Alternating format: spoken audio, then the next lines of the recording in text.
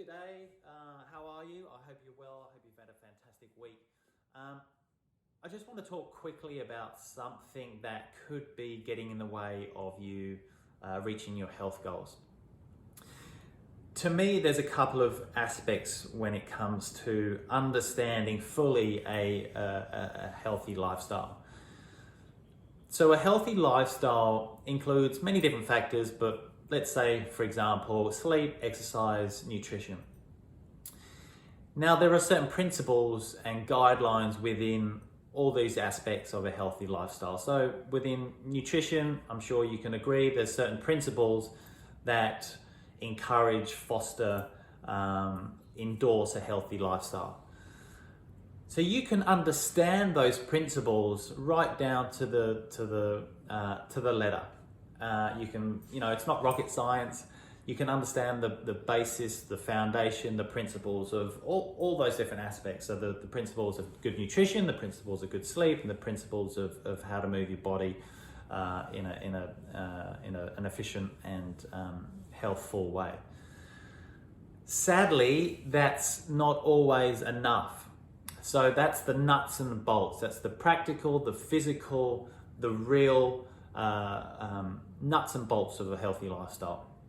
Sadly, there's things that layer over the top of that and orbit that will potentially impede your goals. So they are things like self-sabotage, cravings, urges, impulses, and bad habits.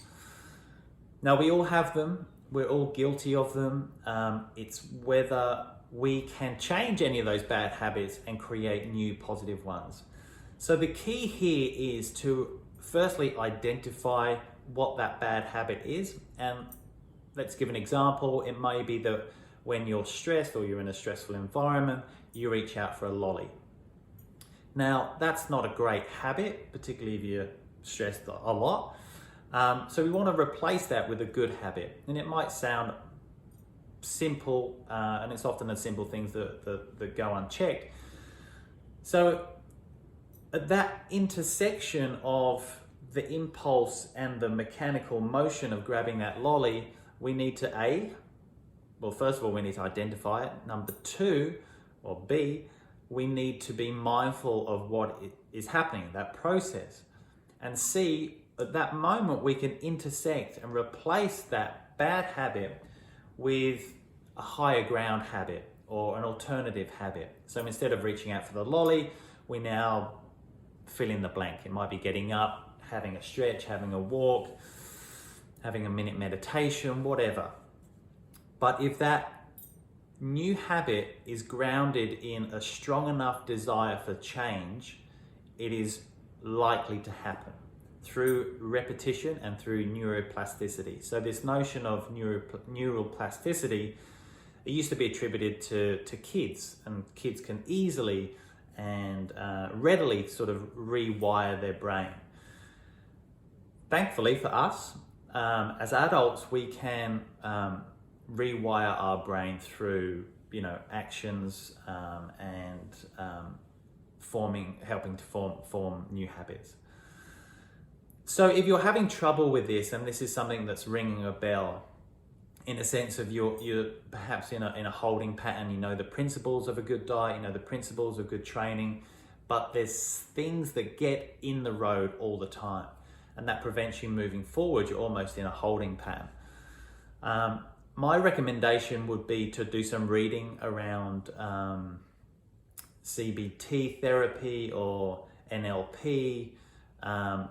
Firstly, understand what those habits are, identify what those habits are. And if you need more help, then don't go and see a PT, go and see a psychologist or food psychologist or a counselor, maybe a health coach. But when we're dealing with habits based in emotion, it might be emotional eating. And so there could be a trigger or a trauma or an event that happened 5, 10, 15, 20, 25 years ago, even longer, then there's a bit of unraveling there. And sometimes you can't always do that alone. Sometimes you're going to need an external ear and advice. And so at that point, I think a psychologist is advisable, obviously if the budget allows.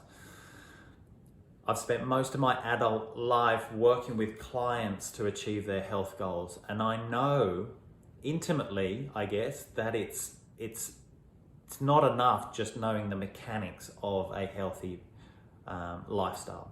Understanding the principles and the nuts and bolts of a diet and a healthy lifestyle is only part of the solution. The other part of the solution is understanding the intangible, the stuff that we can't see, we can't smell, we can't hear, but it's that stuff which is the impulses, the urges, the addiction, the habits that orbit everything we do day to day, several times a day, that might be getting in the way of us moving forward in regards to health. So I hope that helps, that it's not always,